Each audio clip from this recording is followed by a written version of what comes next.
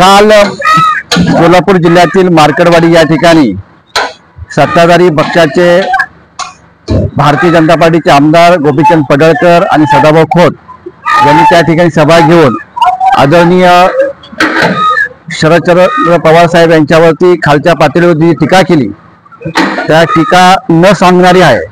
अनेक प्रसार माध्यमांमधून महाराष्ट्राच्या जनतेने ती पाहिलेली आहे, ऐकलेली आहे।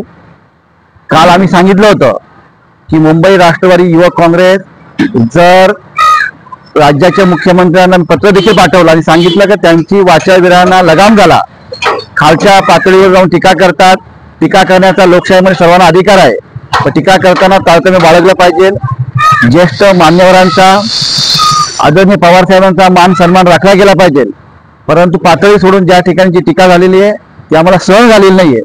जेव्हा केव्हा ते आमदार भेटतील त्यांचं तोंड काळ करणार आहेच आम्ही, परंतु आज आम्ही मुंबई शहरामधील सगळ्या पदाधिकाऱ्यांनी जिल्हाध्यक्ष असतील, तालुकाध्यक्ष असतील, 94 पोलीस स्टेशनला निवेदन देणार आहोत आणि त्याची सुरुवात माझ्यापासून केलेली आहे। आम्ही आज साकीनाका पोलीस स्टेशनचे वरिष्ठ पोलीस निरीक्षक यांना भेटून ते निवेदन दिलेलं आहे।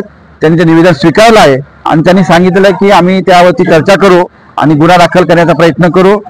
भारतीय दंड संहितेच्या नुसार कलम 152, 192 समाज माध्यमाने तेढ निर्माण करणं, त्याचबरोबर कलम 352 जाणीवपूर्वक शांतता भंग होईल असे कृत्य करणं, कलम 359 आणि 61 गुन्हेगारी स्वरूपाचे षडयंत्र रचणे, अशा प्रकारचे या ठिकाणी भारतीय दंड संहितेचा नुसार त्यांच्यावरती फौजदारी गुन्हा दाखल झाला पाहिजे अशी आम्ही आज मागणी केलेली आहे।